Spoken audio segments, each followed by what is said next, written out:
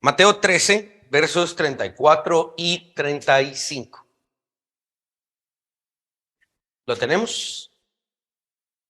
Dice: todo esto habló Jesús por parábolas a la gente, y sin parábolas no les hablaba, para que se cumpliese lo dicho por el profeta, cuando dijo: abriré en parábolas mi boca, declararé cosas escondidas desde la fundación del mundo.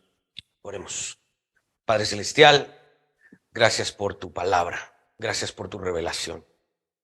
En esta mañana yo te ruego que, a pesar de nuestras diferentes falencias, a pesar de nuestras limitaciones, a pesar tal vez de que tal vez no hayamos hecho un tan buen trabajo a la hora de ser diligentes en el estudio de tu palabra, yo te ruego que tengas misericordia de nosotros, que tu gracia, Señor, nos inunde, y que en el momento que vamos a exponerla podamos todos aprender y realmente ser edificados.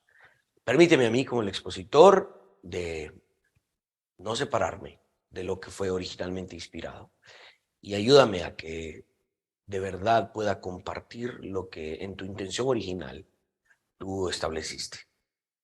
En el nombre de Jesús, amén y amén. De estos pequeños versos, la semana pasada, de un versículo, hicimos un gran estudio y de verdad nos quedamos bastante cortos. Hoy son dos versos, y son dos versos que establecen una especie de descanso en toda la argumentación que trae Mateo, ¿no? Mateo está hablando de la multitud que se juntó y que Jesús empezó a hablar en parábola. Dijo esta parábola y la explicó, dijo esta otra y la explicó, la tercera ya no la explicó, sino que como que ya nos dio las primeras dos, denle ustedes ahora solitos. Entonces aprendimos qué significaba la otra parábola a la luz del contexto completo de la escritura y todo lo demás. Y aquí Mateo mete una especie de descanso, porque todavía nos faltan otras parábolas, ¿no? Nos falta la parábola de la red barredera, la perla de gran precio, todo lo demás. Entonces aquí Mateo está diciendo: miren, les vuelvo a recordar, o les doy un elemento que no les había dado acerca del objetivo de estas parábolas, ¿sí? Y nos ayuda a entender aún más por qué son tan importantes en todo el ministerio terrenal de Jesús. Las parábolas son herramientas maravillosas de enseñanza, ¿sí? Como lo hemos visto, cada parábola que Jesús ha enseñado hasta este momento tiene una dimensión pactual o salvífica. La salvación está inmersa allí, y más que inmersa, está proveyendo una especie de soporte para, como una carretera, ¿no? Para que el mensaje camine libremente. Claramente el reino de Dios es el tema a tratar en el capítulo 13, y en las parábolas claramente es el tema. Pero el reino, cuando es anunciado y cuando es presentado, inaugurado, no está separado del elemento salvífico. Recuerden que es un mensaje: arrepentíos, porque el reino de los cielos se ha acercado. Ese arrepentimiento tiene que ver con la salvación, vaya si no. Es uno de los grandes puntos de nuestra salvación, ¿no? El arrepentimiento de los pecados. Jesús dijo que a través de las parábolas declararía cosas escondidas desde la fundación del mundo. Y una de las cosas desde la fundación del mundo, y creemos de hecho desde antes de la fundación del mundo, es precisamente la salvación. Miren lo que dice Efesios 1:4. Ayúdame, Luis, por favor. Según nos escogió en él. ¿Cuándo dice? Antes de la fundación del mundo, ¿sí? Para que fuésemos santos y sin mancha delante de él. Esto es uno de los versos que los teólogos bíblicos del pacto utilizan para desarrollar el magnánimo concepto del pacto de gracia, o el pacto de redención, el pacto eterno, ¿sí? El pacto en el cual hoy estamos con Cristo, es el pacto en el cual encontramos salvación. No inició cuando yo dije: Señor, te acepto como Señor y Salvador. No, ese pacto está antes de la fundación del mundo. Dice que Él fue el Cordero inmolado, sacrificado desde antes de la fundación del mundo. Así que cuando Jesús dice: abriré mi boca en parábolas para declarar cosas escondidas, misterios desde la fundación del mundo, la salvación es uno de los principales. ¿Pueden ver? Si lo pueden ver, estamos haciendo bien nuestro trabajo. Vemos esto en otra parte de la escritura, claramente. Estos versos que hoy estamos leyendo, Jesús de hecho los está citando del Salmo 78, verso 2. Y de alguna manera muy parecida y casi con las mismas palabras, se puede encontrar esta idea en algunos de los profetas, ¿sí? Porque de hecho Mateo dice, para que se cumpliera lo que dijeron los profetas, declararé cosas ocultas desde la fundación del mundo. Esto es un lenguaje antiguo testamentario. Y de manera parcial, el otro evangelio sinóptico que, digamos, nos provee este pasaje también es Marcos en el capítulo 4, versos 33 al 34. Muy bien, las parábolas han tratado de las características y la naturaleza del reino de Dios. ¿Sí? La parábola del sembrador o de los suelos nos habla de que el reino de los cielos dará fruto en abundancia en aquellas tierras que han sido, que son fértiles, ¿no?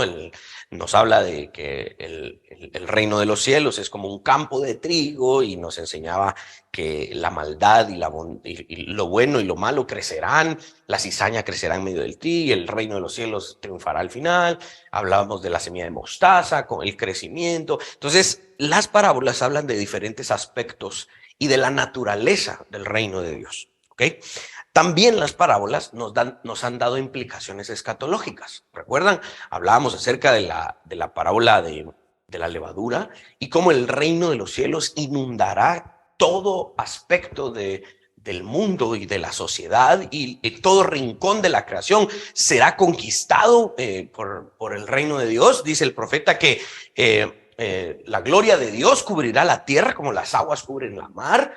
Es la idea de la abundancia y de la conquista del reino está implícita en las parábolas y esto tiene una implicación escatológica. Es decir, miramos al futuro y decimos, el reino de los cielos será así en el futuro. Aunque tal vez ahorita no lo logremos ver así, vemos que va en esa tendencia. Entonces hay una implicación escatológica. Ahora, estos dos versos que acabamos de leer están sugiriendo otra dimensión de las parábolas en general. Y esto nos habla de lo que es las parábolas en la profecía. ¿Por qué?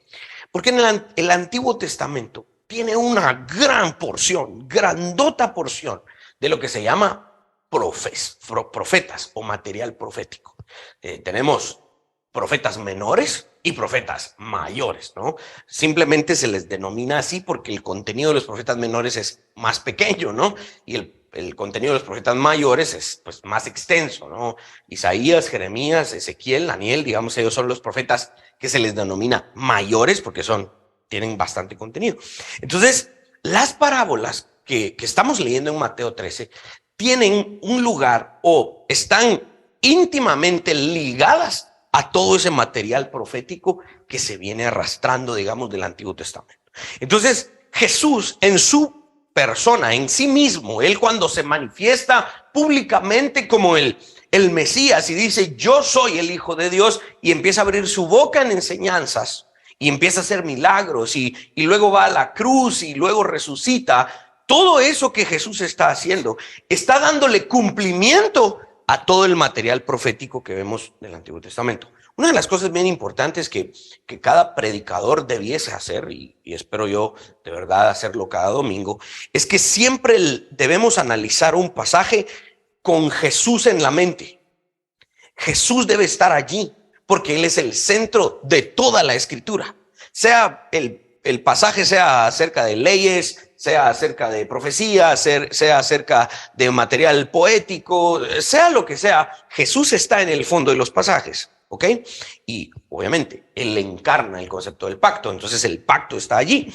El punto es que estas parábolas están también sirviéndonos para entender que todo el material profético del Antiguo Testamento está encontrando su cumplimiento en Cristo. Que las parábolas finalmente también obviamente van a hablar de Cristo.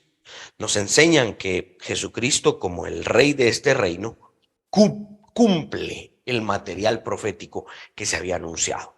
Estos versos confirman lo que dice el verso 11 en el capítulo 13 de Mateo. ¿Qué decía el verso 11 de Mateo 13? Porque a vosotros os es dado saber los misterios del reino de los cielos, mas a ellos no les es dado. Ok. Las parábolas, recuerden que cumplen estos dos, la misma parábola cumple estos dos objetivos. Aquellos que eran sus discípulos ven más claramente el reino. ¡Wow! Ahora entendemos más. Pero esa misma parábola oscurece aún más el entendimiento de aquellos que son contrarios a la fe. No es una parábola para que entiendan más y otra parábola para que los confundan. No, la misma parábola cumple con los dos objetivos.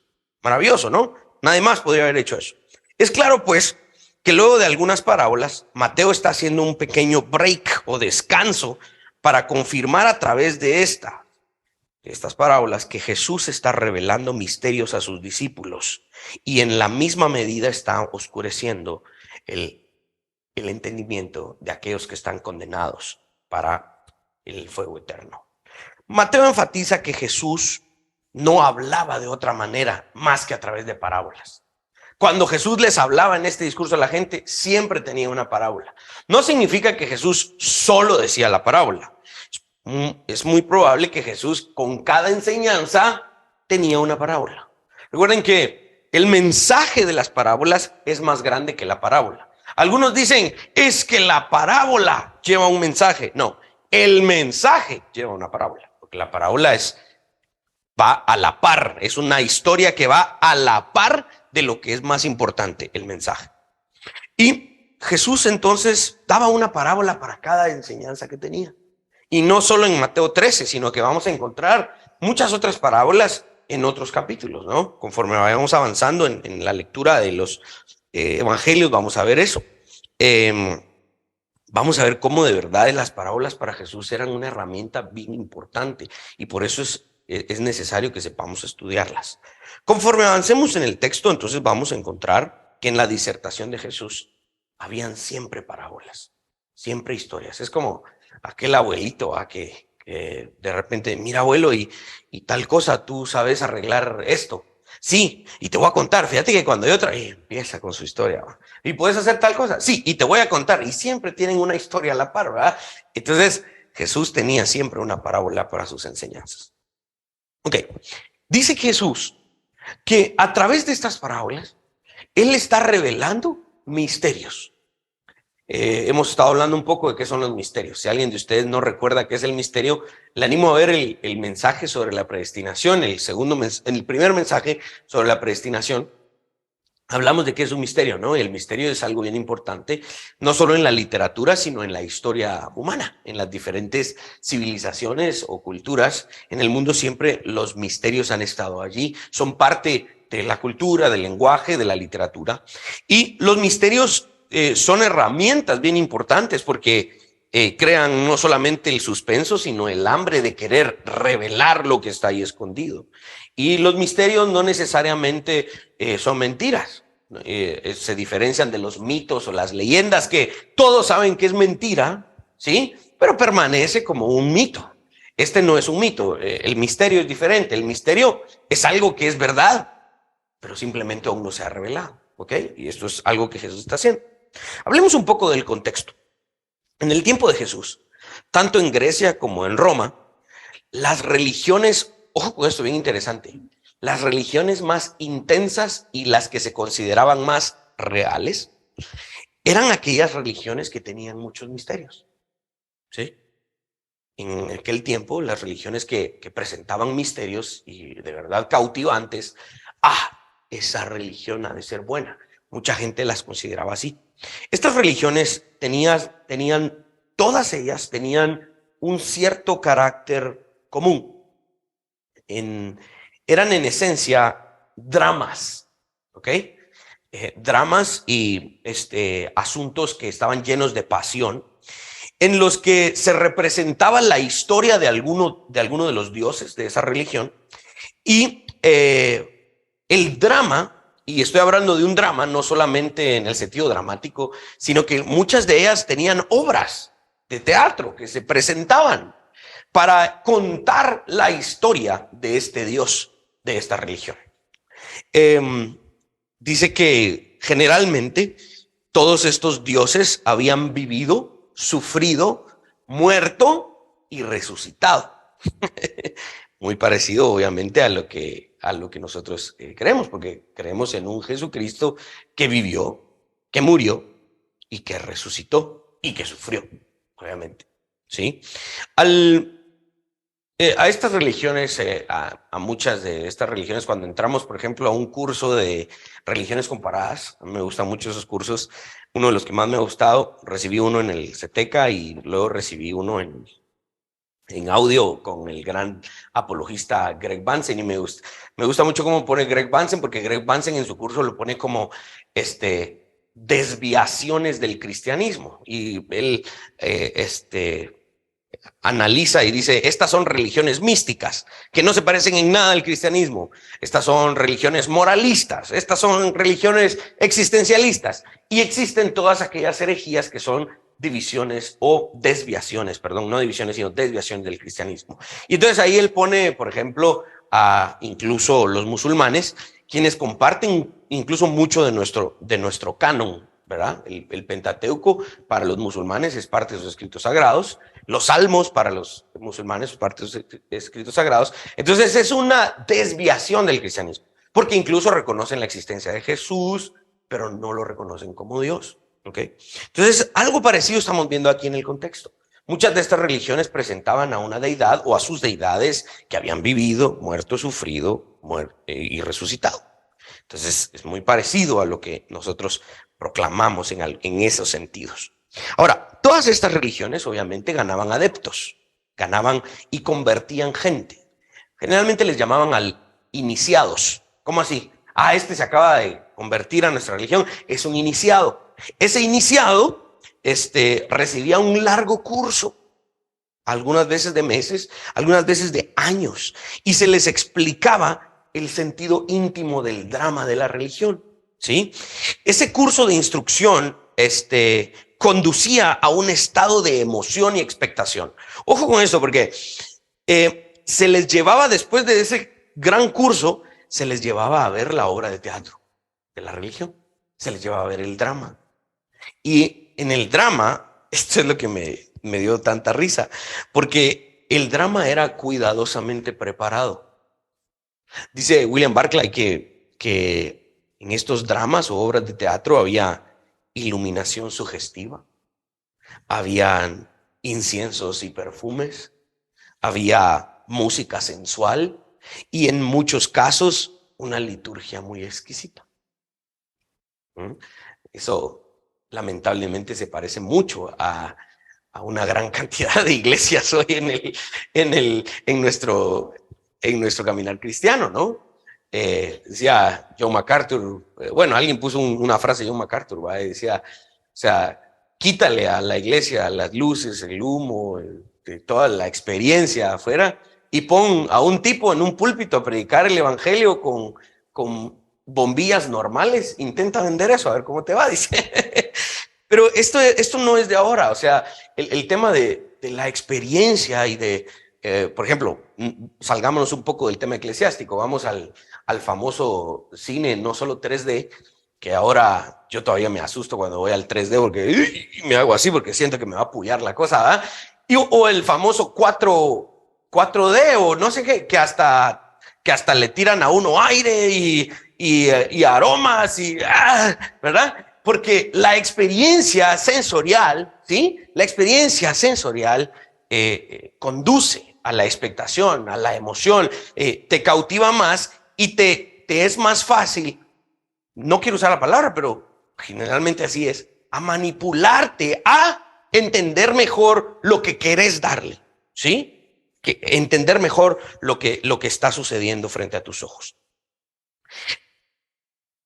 Se representaba el drama en aquellas religiones que se pretendía para que el adorador o el nuevo iniciado tuviese una identificación total con el Dios que estaban representando en este drama, ¿ok? Y que entendieran la historia de este Dios. Se pretendía que el adorador participara de la vida, de los sufrimientos y de la muerte y resurrección de esta divinidad, y que al final de la obra el adorador se pusiera de pie, aplaudiera y dijera las siguientes palabras: Yo soy tú y tú eres yo. El iniciado ahora era un total convertido, porque entendía la cuestión íntima de la religión. Había pasado el curso, lo habían llevado a una experiencia y era ahora un total convertido a esta religión. Ahora, estos dramas y todo esto estaba lleno de misterios, ¿sí? Y la gran mayoría de ellos misterios sin resolver. En filosofía le llamamos axiomas. Muchas veces los axiomas son verdades que se establecen y no se discuten solo porque sí. Eso no es lo que el cristianismo propone. El cristianismo no propone axiomas, el cristianismo propone presuposiciones, porque las presuposiciones tienen explicaciones y justificaciones, se revelan. Presuponemos que Jesucristo es Dios y por lo tanto la lógica existe. ¿Cómo así? ¿Solo das por sentado? No, Jesucristo se reveló. Jesucristo explica, Jesucristo nos dejó en la creación el testimonio, nos dejó en la Biblia su revelación y su espíritu da también este testimonio, dice a nuestro espíritu. Es decir, podemos obtener información de estas presuposiciones. De los axiomas es así porque sí. Entonces, esos axiomas muchas veces son misterios. Y estas religiones estaban llenas de misterios que era prohibido cuestionarlos. No sé qué les explicaba a los que estaban siendo iniciados en estas religiones. Es que es un misterio, acéptalo y punto. La fe no es eso. La fe no es un misterio. En la fe cristiana hay espacio para los misterios, pero estos o se revelan o creemos que aquello que tal vez no se ha revelado tiene una explicación y algún día llegaremos a ella. Pero la revelación es la tendencia de nuestra fe cristiana. La tendencia de estas religiones era permanecer en el misterio cada vez más y más, con tal de que la gente permaneciera ignorante, pero cautivada, intrigada por el misterio. ¿Se entiende la diferencia? ¿Saben por qué? Porque aquí Jesús dice que va a declarar cosas ocultas desde la fundación del mundo. Jesús estaba filosóficamente poniendo de cabeza al mundo, porque él dice: ustedes quieren permanecer en sus misterios, intrigados en incertidumbre, síganle, métanse más en sus misterios, sigan siendo ignorantes, pero estas parábolas me van a servir para revelar, no para darles más misterio. Jesús no preparó un drama con música sensual y con cierta iluminación y con ciertos sacrificios. No. Se paró en una barquita porque la gente lo atiburraba. Se para en la barquita un poquito, mucha. Dejen un poquito de agua. Ahí está. Todos siéntense. Escuchen. Eso era todo. Y revelaba. No los llevaba al misterio. ¿Estoy a entender? ¿Ok? Jesús cita entonces el Salmo 78, verso 2. Declararé cosas ocultas desde la fundación del mundo. Este salmo, si ustedes lo leen, hoy no nos va a dar tiempo porque miren cuánto llevo, solo el contexto les he dado. Este Salmo 78 es uno de los varios capítulos que vamos a encontrar, no solo en el Antiguo, sino en el Nuevo Testamento, en donde se hace un recuento de la historia de Israel. Otra escena muy parecida es, por ejemplo, Hechos 7, cuando están apedreando y linchando a Esteban. Y antes de matarlo, Esteban está postrado enfrente de sus verdugos y hace un discurso y hace un recuento de toda la historia de Israel. Esto es muy común, ¿no? En varias partes de la Escritura. Este salmo enfatiza las repetidas veces en las que Israel fue contumaz y rebelde en contra de Dios. Esto es una historia de rebeldía en alguna medida en el Salmo 78. El salmista, quien de hecho ahí no lo escribe David, sino es Asaf, él escribe: Israel fue rebelde en esto, entonces está como regañando, ¿va? El punto es que, aunque la historia de los judíos que Asaf está relatando en el Salmo 78 es bien conocida, el salmista selecciona eventos históricos de la nación que trata y los reúne de tal manera para sacar a la luz, ¿sí? Para sacar a la luz que finalmente ese comportamiento de Israel en alguna medida también fue un misterio, ¿ok? De la antigüedad. ¿Por qué? Porque el patrón de la historia de la rebeldía de Israel no es evidente en sí misma. Si uno lee, pues, que dice, sí, se rebelaron en el desierto, y un par de capítulos más adelante, y se volvieron a rebelar. Y en tal lugar se volvieron a rebelar. En tal lugar les dijo que no subieran al monte, se volvieron a rebelar. Pucha, solo rebeldías este pueblo, ¿ah? Entonces uno lee y el patrón no parece ser tan evidente en sí mismo hasta lo que estamos viendo en estos pasajes, que creo yo que va a ser algo, si lo logro hacer, va a ser algo muy bonito para que todos podamos aprender. Lo que el salmista está diciendo es, miren este patrón de conducta. Es un misterio. ¿Por qué se comporta así la gente? Les voy a demostrar por qué. Es lo que está diciendo el salmista. Con estos eventos, el salmista trae a la luz dos cosas. Número uno, la repetida rebeldía del pueblo. Pero sobre esa imagen, entonces está el Dios que es justo y misericordioso, y que es contrario en su justicia y santidad y misericordia a este pueblo torpe, rebelde, ¿sí? Contumaz. Esta es, digamos, la comparación en ese salmo. Cuando Jesús dice, declararé cosas ocultas desde la fundación del mundo, Calvino comenta algo bien bonito. Ayúdame, por favor, Luis. Dice, es decir, no hablaré de asuntos triviales, sino que me ocuparé de que se conviertan en temas de gravedad de la más alta importancia. Es lo que yo les decía. Esto es lo que Jesús está haciendo contracultural en el primer siglo, porque no está guiando a la gente a hacer más intrigas y más misterios, sino que les está diciendo, bueno, de esto de que ustedes no lograban entender en el Antiguo Testamento, siéntense, porque esto se va a poner interesante y les voy a revelar. Entonces, Calvino bien lo pone y dice, Jesús está diciendo, vamos a empezar esta plática con la mayor seriedad posible. ¿Por qué Israel era tan rebelde a pesar de lo bueno que Dios era? ¿Pueden imaginar ustedes? Es decir, 10 plagas, las ranas, los piojos, las úlceras, y ninguno de esos males llegó a la tierra de Gosén, donde ellos estaban. La civilización más grande de ese momento, Faraón y Egipto, se estaban muriendo. Y ellos felices en su tierra de Gosén, tranquilos. El ángel de la muerte matando. Y lo único que tuvieron que hacer es matar un corderito y poner sangre ahí. Y no se murió nadie. Y ya todo el mundo llorando. Salen, todos los egipcios les dan oro y alhajas. Salen tranquilos.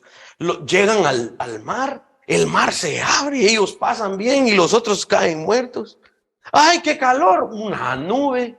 ¡Ay, qué frío en la noche! Una columna de fuego. ¡Ay, tenemos hambre! Cae pan del cielo. No queremos pan, queremos carne. Y un montón de codornices para que las hagan asadas en barbacoa. O sea, yo me pongo a pensar, ¿qué rollo con esta gente? ¿Por qué a pesar de ese Dios tan milagroso y bueno, eran tan rebeldes? Díganme si no ese es un misterio. Díganme si no eso es, o sea, es de verdad, uno no entiende. Estas parábolas y lo que Jesús está haciendo nos está revelando la respuesta a esas preguntas. En cuanto al significado del Salmo 78, la forma en la que Dios lidia con ese pueblo tan rebelde, llega incluso a ser un misterio desde la antigüedad.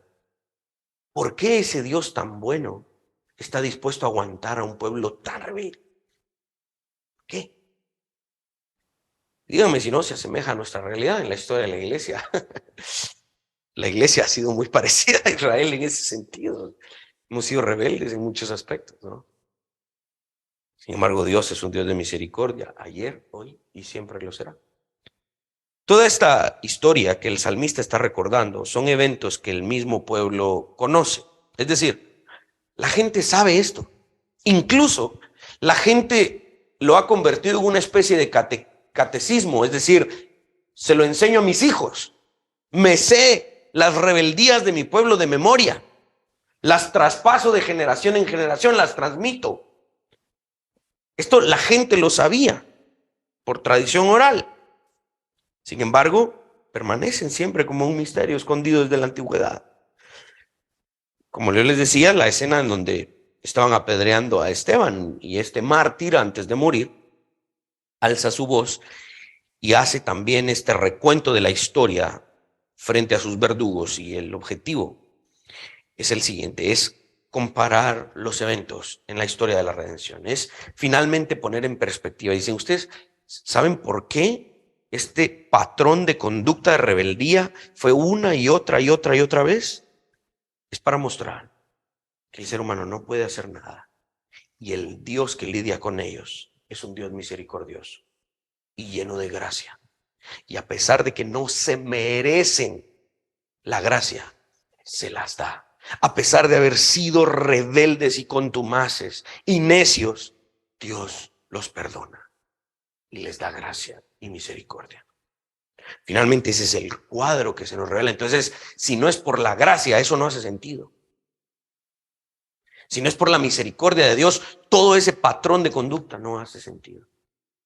Y si tú te examinas a ti mismo y dices, bueno, sí, yo no he sido tan rebelde como Israel, pero comparado con la santidad de Dios, esa ha sido nuestra historia de rebeldía. Y si no es por la gracia, nuestros patrones de conducta no harían sentido. Si no es por la gracia, esa llave no da vuelta. No se logra entender por qué el ser humano es tan rebelde. Mateo está citando el Salmo 78, verso 2, donde el salmista está describiendo su conocimiento en términos tradicionales de la sabiduría hebrea. Y en este salmo está pasando a dar el resto del contenido. Finalmente es la historia de los actos salvíficos y fieles de Dios y la rebelión de su pueblo. Muchos están leyendo la historia de Israel en términos de rebeldía, rebeldía, rebeldía, rebeldía, rebeldía. Lo que Jesús está diciendo es: denle la vuelta a eso. Lean esa historia con un Dios dando misericordia y gracia una y otra y otra y otra vez. ¡Pum! La historia cambia. Se entiende más porque Él está revelando su carácter misericordioso y bondadoso. ¿Cómo está aplicando Jesús eso del Salmo 78 a Mateo 13? Este es un patrón similar. En Mateo 13 volvemos a ver este patrón, o que Jesús está citando este patrón, pero Jesús está trayendo a luz las cosas escondidas, y la implicación ineludible es que ahora esto se revela, ahora esto tiene sentido, pero tiene sentido en la obra y la enseñanza de Jesús. ¿Qué son estas cosas escondidas que está declarando desde antes de la fundación del mundo? En sus bosquejos ustedes van a ver que yo les puse algunos puntos. En el Salmo 78, finalmente, leemos entonces la conducta de Israel desde la perspectiva de Dios siendo misericordioso, fiel y dando gracia. En Mateo 13, de la misma manera, Jesús está extendiendo gracia, misericordia, justicia, bondad a través de sus enseñanzas, los milagros, su muerte y su resurrección. Todas estas obras de Cristo son para salvar a su pueblo. Jesús es el hijo de David, ¿sí? Y también es un siervo sufriente. Jesús es el rey de reyes y señor de señores, y también es el buen pastor. Y podríamos hablar de diferentes cuestiones que Jesús es, y es como que en los extremos. Y estas cosas tan diametralmente opuestas se juntan en una sola persona. Este es un gran misterio que está siendo revelado. Si las parábolas hablan acerca del rey y de su reino, estas parábolas están revelando lo que estaba escondido en las profecías del Antiguo Testamento. Estaban revelando a Jesucristo. Están exponiendo con claridad quién es aquel que viene a cumplir claramente todo lo que las profecías del Antiguo Testamento decían. La gente no había logrado hacer sentido de lo que leían en el Antiguo Testamento. Aparece este Jesús y dice: yo soy el cumplimiento de eso. Él está revelando el cumplimiento de todo ese material. La persona de Jesucristo encarna la plenitud de la revelación. Quiero llevarlos a dos versículos, por favor, Luis, ayúdame. Colosenses 1:15 dice, Él es la imagen del Dios invisible. Dios es espíritu. Por ejemplo, yo con Josué estoy casi todos los días, me cuesta realmente todos los días por las ocupaciones, pero vamos por el catecismo menor de la Confesión de Fe de Westminster. Y el catecismo está conformado de preguntas, ¿no? ¿Cuál es el fin principal del hombre? ¿Cuál es la regla que Dios nos ha dejado para aprender a exaltar, etcétera? Y hay una pregunta, ¿qué es Dios? Entonces, si ustedes le preguntan a Josué, y si se recuerdan, porque lo he estado analizando, lo hemos estado estudiando, dice, Dios es espíritu, dice el catecismo. ¿Qué es eso? O sea, es algo que nuestros ojos no pueden ver, que nuestros sentidos no pueden palpar. Entonces, en alguna medida es un misterio. Sí, porque Dios es un espíritu. ¿Cómo se revela eso? ¡Oh! Colosenses 1:15. Él es la imagen del Dios invisible. Revelando cosas escondidas desde antes de la fundación del mundo. Dice Colosenses 2, verso 9, porque en él habita corporalmente la plenitud, toda la plenitud de la deidad. ¿Cómo es que en el Dios total, totalmente poderoso, infinito, habite en un hombre? En él habitó la totalidad, la plenitud de la deidad. Eso es maravilloso, pero lo pudimos ver, lo podemos leer, lo podemos experimentar. Los humanos lo vieron, lo palparon. Tomás metió sus dedos en el costado. Es un misterio revelado. ¿Ven lo que dicen estos versos? Créanme, estos dos versos me sacaron el jugo porque es la revelación de los misterios. Las parábolas nos están ayudando a hacer esto, a entender que Él es la revelación de los misterios. Jesús está exponiendo que Él es la personificación suprema del verdadero Israel. Este es otro punto que les puse allí. Y Jesús es la personificación de la historia de Israel. En otras palabras, como verdadero hijo de Dios, ojo con esto, Jesús encarna lo que el Israel del Antiguo Testamento tuvo que haber sido.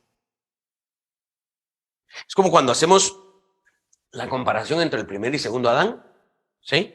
El primer Adán falló, pecó, ¿no? El postrer Adán lo superó porque él no falló. Entonces, el postrer Adán viene a hacer todo lo que el primer Adán no fue.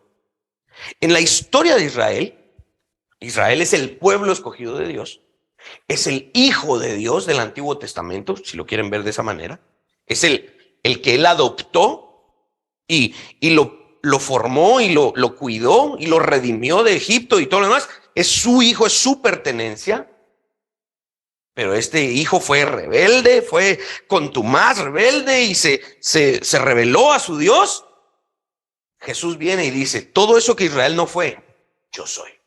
Hay un concepto maravilloso, es una teología bíblica y chilera que habla acerca de Jesús es el verdadero Israel. Él es todo lo que Israel tuvo que haber sido. Por eso aquellos que ponemos nuestra fe en Él, somos el verdadero Israel de Dios, dice Gálatas 6. No le digan eso a los dispensacionalistas, porque se ponen, ¿verdad? Jesús está exponiendo esto. Jesús cumple con los patrones del Antiguo Testamento del pueblo de Israel. Por ejemplo, ¿cómo se dice? ¿Cómo es el dicho? Para muestra un botón. Ayúdame, Luis, es Oseas 11:1. Cuando Israel era muchacho, yo lo amé y de Egipto llamé a mi hijo. Esta es la imagen de Israel siendo un bebé y siendo aprisionado en Egipto y lo llamó, lo liberó de Egipto. ¿Qué pasó con Jesús cuando en su encarnación José y María tuvieron que huir a Egipto? ¿Se recuerdan cuando gobernaba tal gobernante y estaban asesinando a los niños? Huyó a Egipto. Y entonces Mateo dice, para que se cumpliese lo dicho por el profeta, de Egipto llamé a mi hijo. Jesús cumple con eso. Okay. Eso es una de las cosas.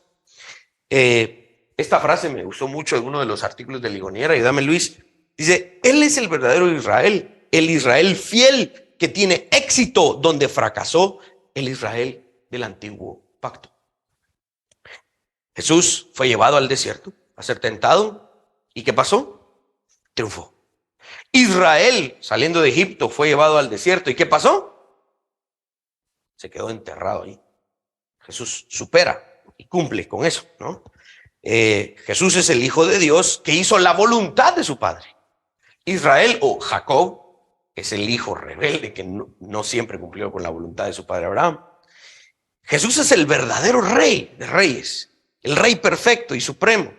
David y su reino en Israel fueron una figura.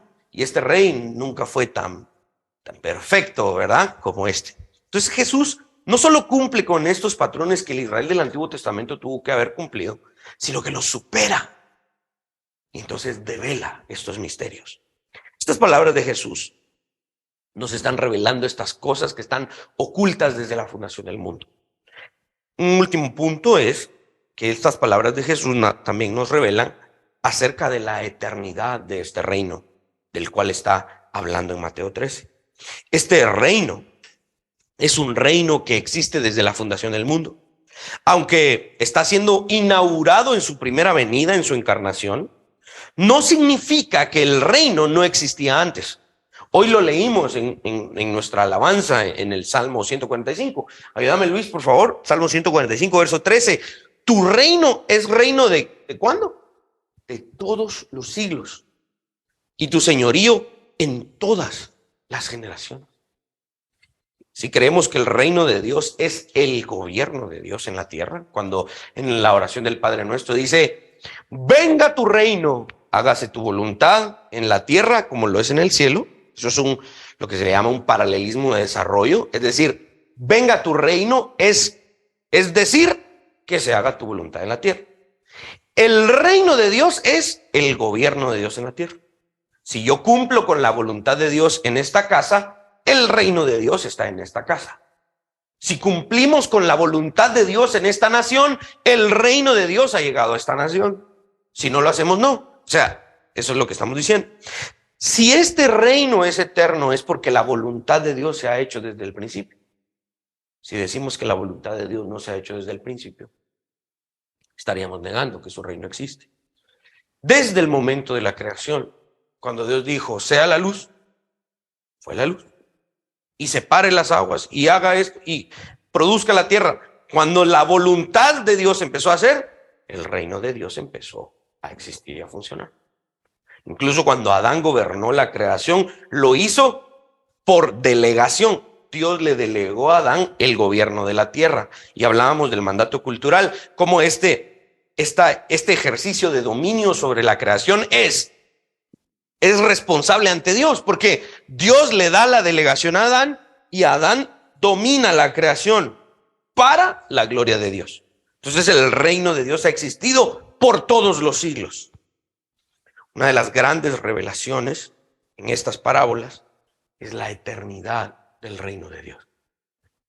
El israelita del primer siglo decía, el reino que existe ahora es el reino romano. Y hace tantos años el reino griego. Y antes el reino medo-persa. Y antes el reino babilónico. El reino de Dios, ¿dónde está? Por ningún lado. Entonces el israelita creía que el reino que existía era el reino político de sus opresores militares. Jesús está diciendo, mi reino ha existido siempre. Lo que pasa es que ustedes no lo han visto. ¿Ok? El poder y el reino de Dios ya existía.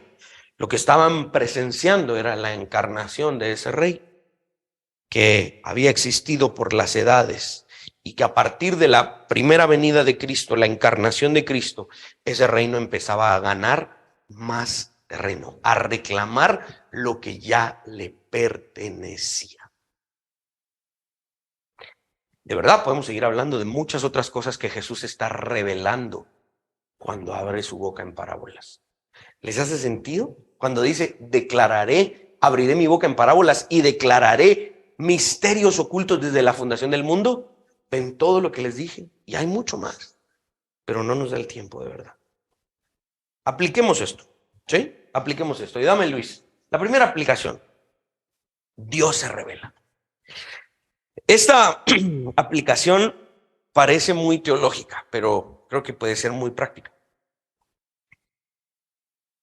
Esta aplicación nos parece muy técnica, nos parece muy el tema de la revelación, que la revelación aquí, que la revelación progresiva, que la revelación parece como muy de teólogos, pero no, es algo muy práctico también. Quiero que me presten atención. Les voy a poner un ejemplo. En mis sueños juveniles que nunca se llevaron a cabo, así, yo todavía pertenezco a una muy buena banda de música que se llama Sinapsis. Todavía salimos a tocar de vez en cuando y tocamos jazz y todo lo demás. Hacemos convivios, 15 años, bodas, funerales.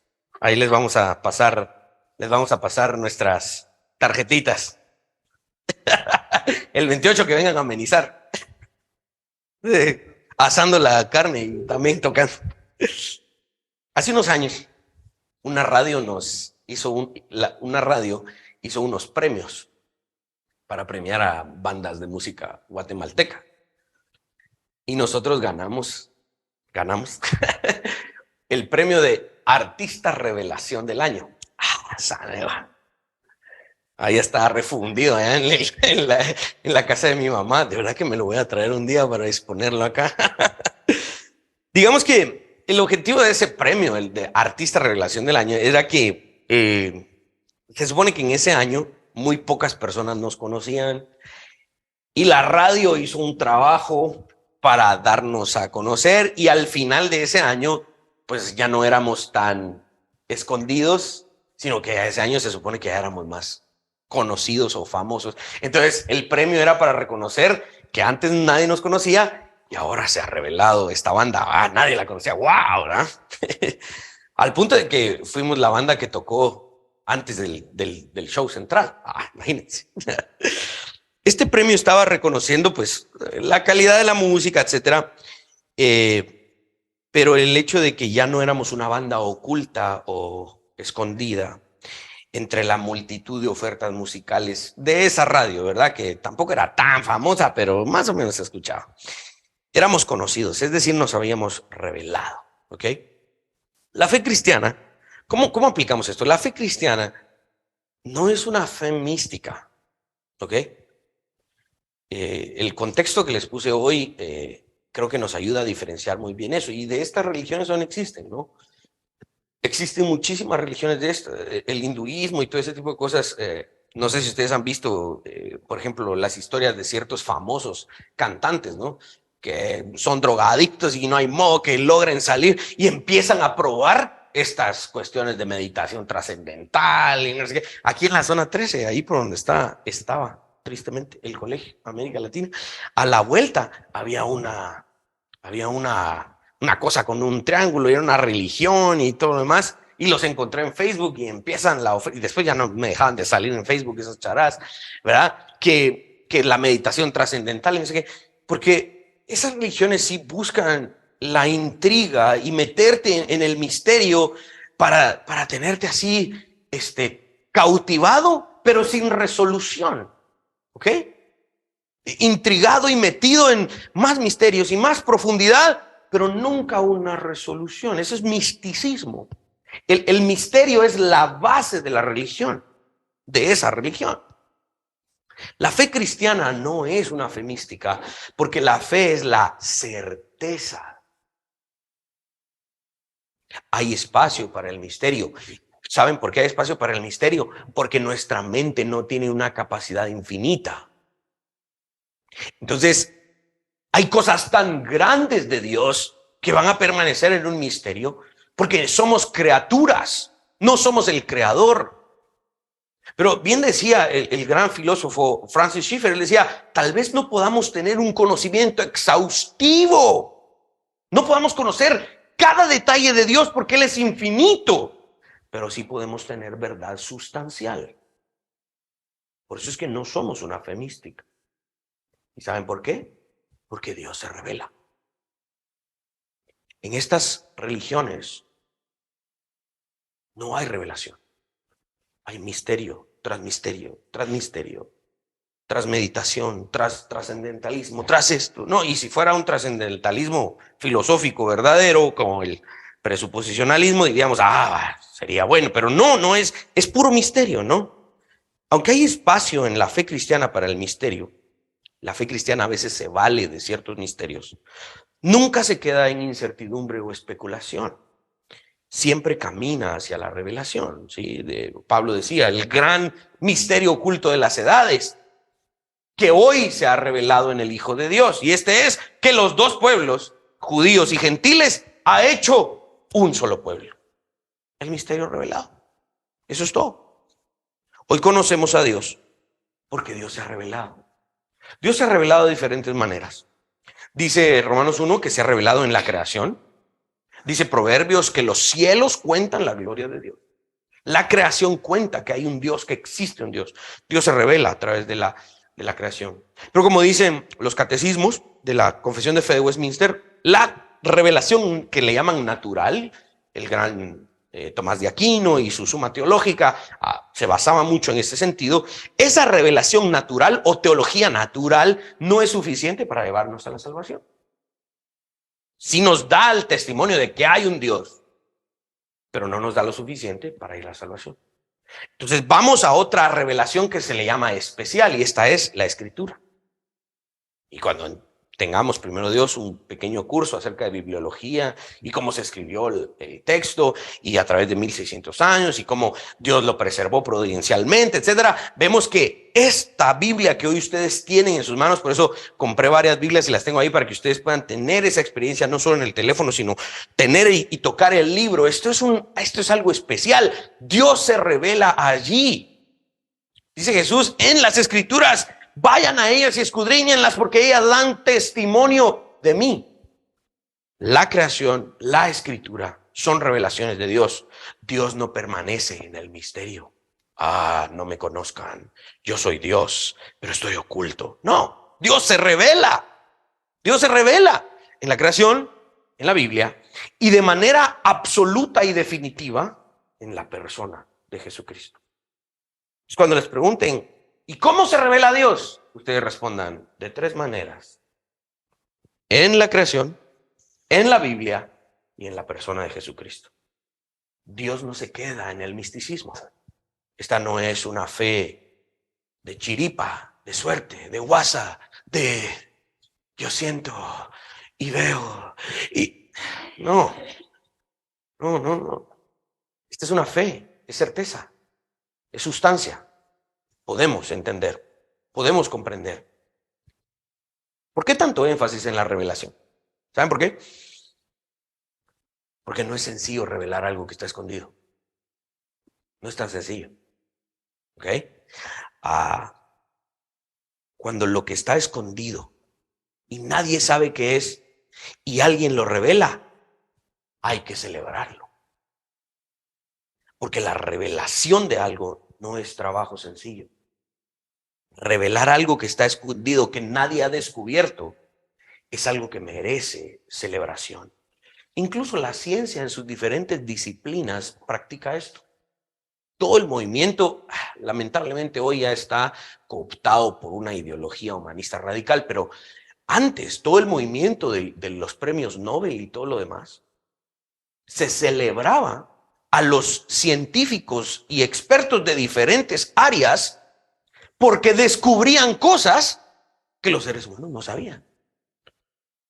Tal científico en tal área descubrió que ahora sabemos esto, nos va a servir para curar enfermedades. Descubrió, reveló algo a través de esta ciencia que no conocíamos. Pónganle una medalla, denle un trofeo, denle su $1.000.000, aplaudan, que pase a la historia. Dicho sea de paso, más del 70% de los científicos premiados en los premios Nobel han sido educados en países protestantes, de ética protestante. Muchos de ellos judíos que huyeron de Israel y fueron educados en países protestantes. Muchos de ellos en una fe protestante. ¿Sí? Esto es algo que de verdad hay que reconocer. La revelación de algo merece celebración. ¿Por qué glorificamos a Jesucristo? porque nos reveló al Padre. Dice, la vida eterna es que te conozcan a ti, el Dios verdadero. Por eso le puse yo tanto énfasis al libro que estudiamos aquel día de J.I. Packer, del el conocimiento del Dios Santo. Es conocer sus atributos, es conocer su naturaleza, es conocer por qué actúa así, por qué es justo y a la vez es amoroso, por qué su ira es algo bueno y no siempre es algo malo, por qué su santidad, por qué nos comunica estos atributos, por qué no nos comunica aquellos. El ser humano no sabía eso y ahora lo sabemos porque Jesucristo nos reveló a Dios. Eso merece que nosotros le aplaudamos, le adoremos, nos postremos y le agradezcamos y le digamos, tú nos revelaste a Dios, tú nos revelaste al Padre. Si Jesucristo no nos hubiese revelado estas cosas, estaríamos condenados a la muerte eterna. La revelación es algo que hay que celebrar. Vamos a aplicar esto aún más de manera más práctica. Incluso aquello que aún no tenemos la revelación, creemos que esta fe cristiana, este hombre Dios en el que creemos, Jesucristo, algún día lo revelará. Ayúdame, Luis, con el siguiente verso, 1 Juan capítulo 3, verso 2. Amados, ahora somos hijos de Dios y aún no se ha manifestado lo que hemos de ser. Pero sabemos que cuando Él se manifieste, seremos semejantes a Él, porque le veremos tal como Él es. Aún si hay misterios que quedan en nuestra fe, tenemos la certeza de que un día tendremos esa revelación. Vamos aún más agudizando nuestra aplicación. ¿De qué nos sirve esta revelación? Dame, Luis, el siguiente diapositiva. Esto nos da certeza para nuestra vida. ¿Saben por qué? Porque entonces nuestra vida no es un misterio que nunca será revelado. Hollywood y también las novelotas de los mexicanos y todo eso se valieron de esto, ¿no? Ay, el destino me tendrá preparada, a mi alma gemela. Y entonces vivían la vida así de a ver qué me depara la vida, a ver qué me depara el futuro. A veces la vida es mala, a veces la vida es buena. La gente vive en este misterio en su vida. Pero los cristianos no caminamos a tientas. No caminamos como en un cuarto en donde nuestros ojos todavía no se han acostumbrado a la oscuridad. No, nuestra vida cristiana es una vida llena de luz.